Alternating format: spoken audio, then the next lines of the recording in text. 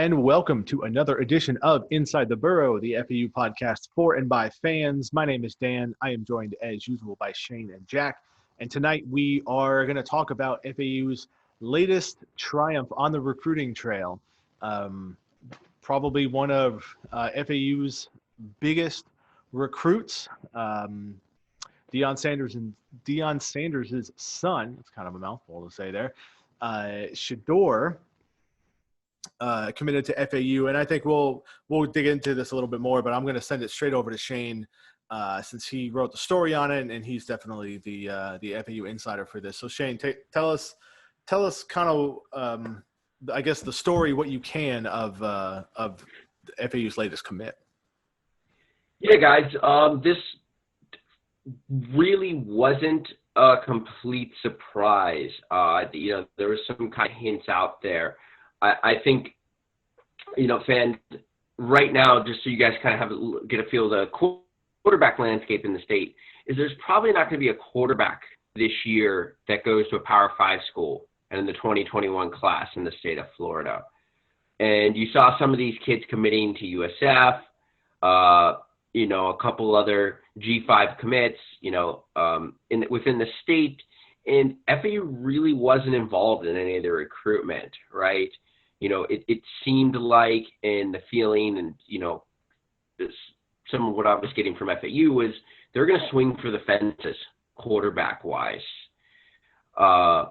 And like I wrote yesterday, David Kelly, the player personnel, director of player personnel, recruiting coordinator, Raymond Woody, and Coach Willie Taggart go way back with Deion Sanders. Coach Woody himself, his son was an Under Armour All-American, and he plays at Florida State, for those that don't know. When his son was at the Under Armour All-American camp, which is run by Deion Sanders, Deion Sanders himself is sponsored by Under Armour right now. Shedeur was there working as an 8th grader. So, these type of relationships have been building for a long time. Shedeur went and visited Florida State twice, I believe. He threw out their Saturday Night Live, took another visit there. So he knew a lot of this staff. Also, a lot of big credit, to Clint Trickett as well for being involved in this, and, that kind of connection to Florida State as well. Obviously, Clint Trickett's dad, a longtime coach at Florida State. So, so this was all kind of in the works, all right? FAU, before this, right now, FAU sent at 20 commits. We didn't have a quarterback. So, I think that was all the signs. Just how yesterday went, I was pretty confident all day, based on everything I knew. Obviously, nothing was for sure. But when a lot of people saw a lot of the national writers started trending in that direction, what was happening is they were kind of doing it by a process of elimination. Other schools that they were sourced in were basically telling them, hey, we don't think we have a shot. I guess one source said that Louisville, felt they were out of it maybe the day of or the night before. I'm not 100% sure. So all that kind of led all the signs kind of pointing to FAU. Because of those factors, I didn't want to put anything out. I was confident throughout most of the day. There were some points where I was like, I don't know. There was those moments where this could be, too good to be true. I want to hear it from the horse's mouth. I want it confirmed before I truly start, count my chickens there. But it felt good all day and everything else around it. But, I didn't want to be one of those people to put out a tweet, I'm 70% sure, or, according to my sources, FAU has an X percent chance. Or even go along to say something that this doesn't, according to my sources, this doesn't have a chance to happen. It just didn't need to happen. And right at the right time, a little bit before this, Willie Taggart tweeted out a little different tweet with the sideways eyes emoji and the fire. And then we waited another 38 minutes, which was, I think, was great. but maybe they were doing some last minute editing there. I also do want to give a shout out to Shedeur Sanders' teammate, Cameron Sillman, who committed as well just after him. So they're coming here together, and spoke with him, and he's excited. I'll put some stuff in the nest, or it's probably already in there now. You guys are listening to this, but there's some stuff in the nest on him coming soon. Yeah, for those that don't know, Cameron was in the video with Shedeur. The video was posted on Instagram. That's how, that's what made it official, his announcement to come to FAU. The video is up on the Owl's Nest. If you want to check it out, that's where you can see it.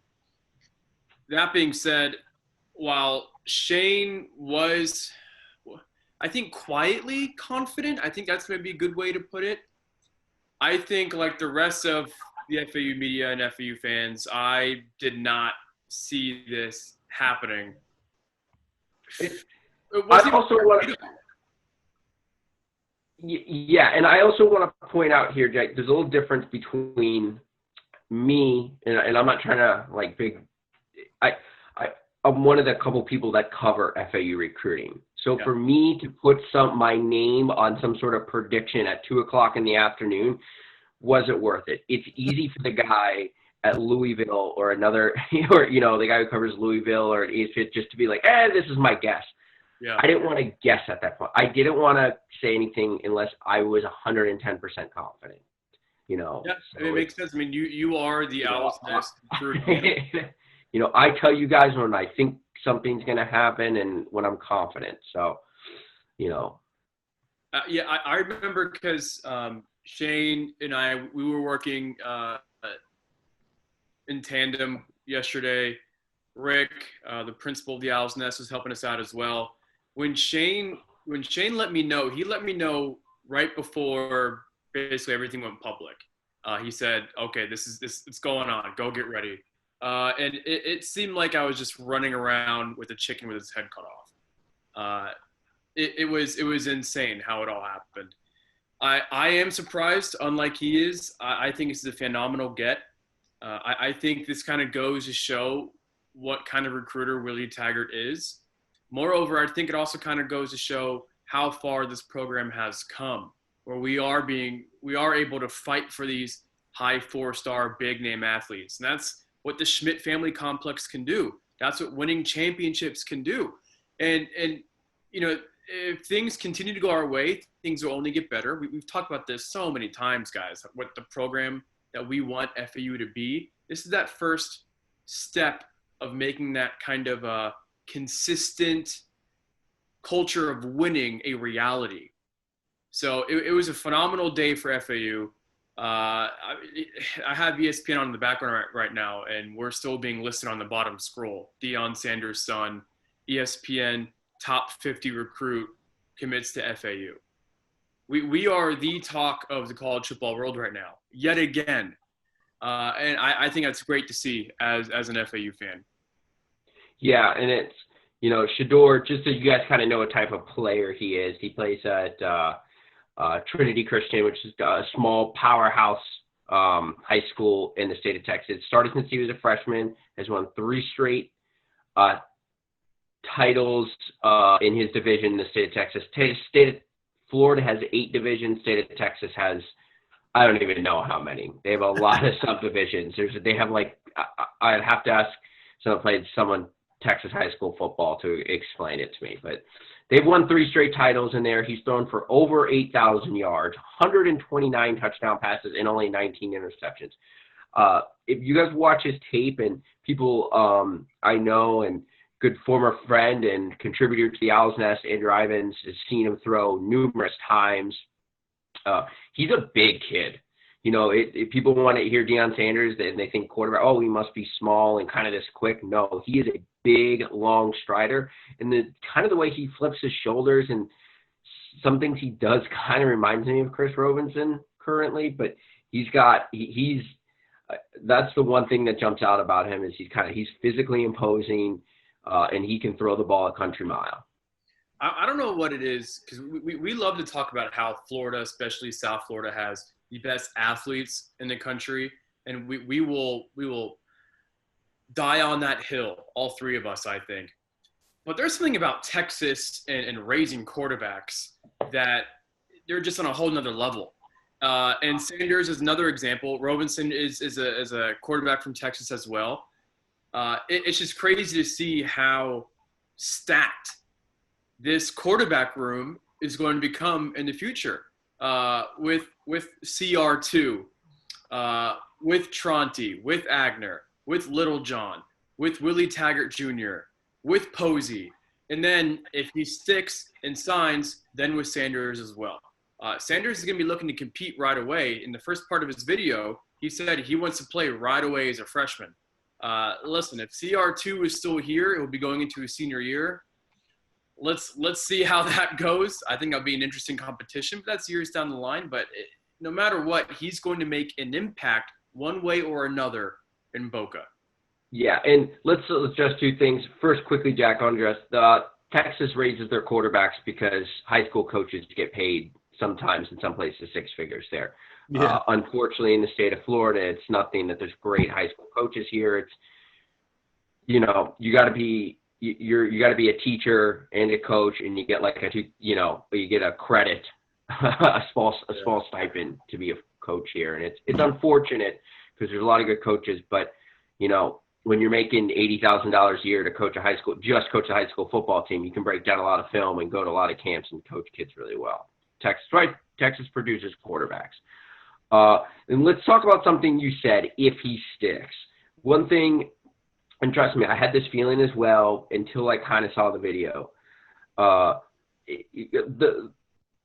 lot of people are doing this Jordan Scarlett comparison. Anyone who's around for Jordan Scarlett know these things are more apples and oranges, these two commitments. Okay, Jordan Scarlett committed by offhanded telling, I think, Dieter Kirkenbach of the Sun Sentinel at one point. He didn't make a video. He isn't coming with a teammate, and he didn't, importantly, he didn't have the relationship with the staff. Yes, his former head coach became the running backs coach, but it just wasn't the same thing. I mean, making that comparison is a little bit naive to me, okay?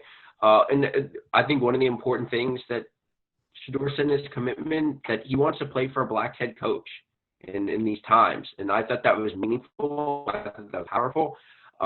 Talking to players and people around FAU right now, I guess, a lot of time with the stuff going on in our country, got some serious, powerful meetings.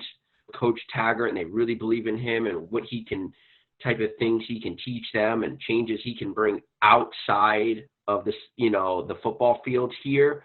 And when you have a coach that's well known in the state of Florida, and regardless what you think of him on the field, Coach Taggart has never, in any place he's ever been even the slightest, has his character questioned in the slightest absolute bit. So, Taggart's a respected man. And when you have someone like that running your football team in kind of insane times we're living in, it's going to bring people to you. Absolutely. And we see that with his Real Life Wednesdays, a program that they've started since the spring and early summer, where players will be given some sort of lesson for something outside of football. That's when the players all registered to vote about a month and a half ago. They learned civic lessons. They've had conversations with the Boca Raton mayor, several police chiefs. And I think, now I also want Dan's opinion on this. I think this is what kind of sets Willie apart from Lane. Lane was a great football X's and O's, widely respected. Everyone knows that. But he's not well known in Florida like Willie Taggart is. He's not trusted in Florida like Willie Taggart is. Someone who has been in the shoes of a lot of these student athletes right here in the state of Florida and genuinely cares for their well-being off of the field. Do you have that same idea with me, Dan, as someone that has really seen like all of FAU football in a different light from Shane and I? I don't know if I've seen it that much different, but especially the past 3 years. But I guess to your point, Willie is a different.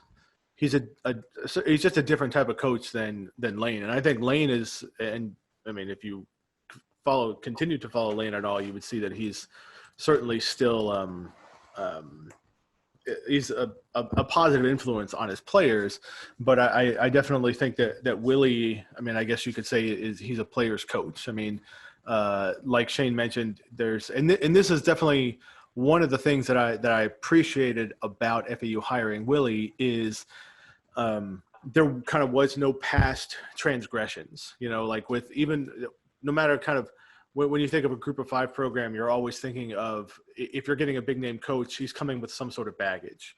And Willie's coming with baggage, but it's a package of money, if you think about it, from Florida State. But I mean, it's and you can see right away the influence he had on the players. And just I think it's all it's all positive for FAU, and I think right now FAU has positioned itself for long-term success, which I think is what we are all hoping for. Is what comes after Willie, the person, the coach that comes after Willie is going to continue to have this type of success. And I mean, it's and the Jordan Scarlett comparison, again, for those that were here for that, this totally seems different. It always, like Shane mentioned, it was offhand. It felt almost like he was doing us a favor, like it was Tom Brady. Is he going to get Tom Brady to do another video? Right. Like, there was a lot of put into this. So yeah. I mean, and that's, it's again, you don't know what happens through signing day, but this is more, again, this is not him. The production behind this, I think, speaks more to the seriousness of it, as opposed to, I'm going to commit there because I feel good. And then, somebody, and certainly bigger teams could come from down the road. But, I think this is a pretty cool opportunity, pretty exciting times. And we're just killing it in recruiting. I mean, it's for not having a chance to talk about much else. We've got a lot of talk about. We're at 20 commits, and there's going to be some more surprises. I'm just telling you the things that I know that's out there. Can't say, but there's going to be more surprises. And I'll just tell you, we'll kind of, I guess, end the recruiting note on this is this staff, and I know this, they are recruiting to put FAU in a New Year's Six Bowl. Like, that is what they are building here. Like, that's the goal. They want to be like the Houston team that beat Florida State in the Peach Bowl, the UCF that beat Auburn, the UCF that beat Baylor, Mm-hmm. The Memphis team that was playing against Penn State last year. That upper echelon of that probably 5 to 10 G5 teams that are the Cincinnati, Memphis, Boise State, kind of that upper echelon G5 teams. We're going to be in there. That's what they're playing for. That should always be the goal. That should be the goal. And I think anyone that knows FAU like we do, or anyone that can just see what we're trying to accomplish in Boca, they can see that is within grasp. That's the one thing I didn't like about the national media's coverage with Sanders' commitment, was that people were saying, why FAU? FAU's not that good, so on and so forth. When they completely forgot that FAU has 2 double-digit win seasons in 3 years, 2 conference championships in 3 years, a brand new practice facility, 1.8 miles away from the beach. Got how to sprinkle that one in. And they don't realize that, FAU is a respectable team. FAU is going to be on national TV against a pretty solid Minnesota side at the season opener. I think gaining respect nationally is one thing. I think having respect locally and just winning football games is another. Nationally, they still don't even respect UCF. Look at everything they've accomplished, right? Right. So, we'll see which comes first, because we all know how tough South Florida fans can be to kind of win over, especially in a city like Boca Raton. And that's obviously a conversation for another time. I think both of those will come eventually if we start competing at that upper echelon G5 level like you were talking about, Shane? Well, since you wanted to bring it up, Jack, and you had the bad juju, the Minnesota game has been canceled as most conferences across the country, in an effort to salvage whatever season we can, and still provide player safety.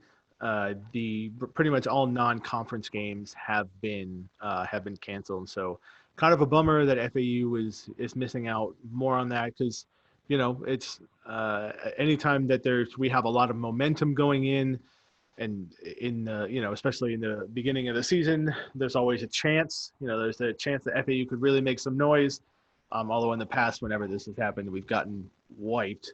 But I don't know. I mean, that's a major bummer. But this is college football where we're at right now. So we'll have to see what rest of the season can be salvaged at this point through the rest of it. I don't know if you guys have any other thoughts. Yeah, guys, just a little bit on this. First of all, I know some people asked, Minnesota's and FAU financially depends on these games. And I think the biggest thing is, especially if there's no season, we're going to do a full podcast on this, but FAU is about a $35 million athletic budget. Between football season tickets, student athletic fees and stuff. I mean, if there's no fall sports, students are going to pay athletic fees. They're going to demand that. I mean, how athletics gets funded this fall is just, if there's no football, I'm not going to get into whether there should be or shouldn't be. I think the numbers speak for themselves on the direction we're heading in this state. But, Minnesota, if they do play a season, I think legally right now some are saying might be obligated. You see on the Twitter sphere this quote unquote act of God clause in these contracts may or may not be able to be implicated, because it's really hard for Minnesota to be like, well, it's dangerous to play FAU and then go travel to play Rutgers 3 weeks later. So that's pretty much what's going to be fought. Obviously, if the whole season's canceled, then none of it matters and nobody gets anything. If things get better, maybe FAU can try and replace that game. UCF was supposed to play North Carolina at home, top 15 North Carolina team at home that night on Friday night, the night after ours. UCF's not doing anything. But, how do you, and this is just a fun fact for FAU fans who didn't know this, UCF was supposed to play Georgia Tech and North Carolina, rotating over the last few seasons, and every game of both those series have been canceled by either hurricane or now pandemic. I mean, that's insanity. It's like, that's the worst luck in the world. You cannot. Yeah. So I almost feel for UCF fans on that part. But guys, this season, I just don't know at this point, and I don't feel great. As the time that we're recording this, which is Tuesday night, July the 14th, only the Big Ten and the Pac-12 have said they're canceling out of conference games. ACC as well. ACC just announced it? Yeah. No, they did. They announced it right after the Big Ten. They were second one. That's why North Carolina is not playing UCF. Well, so I know that a lot of teams, the SEC was worried about something like that because they want the Clemson, South Carolina games, the Florida State games. Well, that's some of the debate right now. But as Greg Sankey, the commissioner of the SEC, said, he basically said, if you look at the numbers right now, we're not confident there's going to be a season at all. So I think before they can even start wrinkle out, okay, how do we want to fix the schedule? Because, yes, you were right. The Florida State, it's pointless for Florida State to go try and play Boston College. Yeah. Not cancel that game, but cancel Florida State when the teams are right by each other. So they want to work out maybe some of these kinks and figure out what they want to do with the scheduling, but no one wants to make a move because we get 15,000 COVID cases a day. Yeah. So there's really not a lot of point to just try and figure all this stuff out when you don't even know if there's going to be a season. Also, the underlying factor, the more I think about this, and we even see in MLS and now the NBA, them trying to do it, trying to prevent college kids from what are you going to do? It's impossible. I mean, they have to go to class still. There's going to be FAU students, and I imagine campus won't be as full this fall. I imagine, the dorm tribe won't be as full. But, and I think FAU said they're going to hold a dorm for quarantine cases, which is just – that'll be a party. But, you can't expect college kids not to go out and interact. And and this is going to happen all over the country. They're going to if they try a college football season heading into week 1, there's going to be an announcement. Every team, so-and-so team, 13 players tested positive, 16 players, 8 players, 9 players. And then coaches are going to throw their arms up and be like, oh, I'm missing half my defense, 2 left tackle. And what are we doing here? And also a bigger thing is, is privacy because they're athletes, but they're also, medically, you don't, and to say, well, we can't say who doesn't have it, but then you look on the field and you see who's not on the field, and you're like, oh, okay, now we know who has it. Yeah. It's complicated to say the least. So yeah, I don't know. I'm just glad I am not one of the people in an athletic office trying to figure out how to do this right now, because to me it seems almost impossible, especially kind of the climate and everything. It's a no-win situation for sure. No, yeah. UF just announced this morning that 25 players were positive. Yeah, I mean, so it goes to show how uncertain things are in Florida right now. Things spread on college campuses. Rumors, bacteria and virus things spread on college campuses. Lots of things spread on college campuses. The college campus is like COVID's dream. Let's be real. If word of a double kegger goes around campus like that on the freshman dorms, just imagine how quickly COVID can spread. Yeah. So it's yeah. So I don't know, all fans at this point. I'm just kind of just playing it day by day and enjoying the recruitment, and that's all we can do. It is interesting that Hawaii already did find a replacement for a game that was canceled because of the Pac-12's decision. So we'll see how quickly teams can think on their feet. I think this is a situation that could actually help an isolated team like Hawaii, who always has a lot of issues. This can help them. If there are teams that are desperate enough to play, then they could be in a position to get a full season together. But Florida, guys, I don't know. We'll have to see. We'll have to live it day by day, like you said. But yeah. So definitely stay tuned to FAUOwlsNest.com. And again, we, shout out to Shane, who has been killing it in recruiting. And you heard it from him that there's things brewing in the background. So make sure you are following him on Twitter, if not, and definitely FAU Owl's Nest there. So once again, we will, as the news comes, we will try to keep bringing it to you. And we thank you for joining us. Make sure you check us out on Twitter, on iTunes and Spotify, all your favorite podcast places, YouTube as well. So check us out there, and we appreciate you joining with us tonight. And for Shane and Jack, we will see you next time. Go Owls.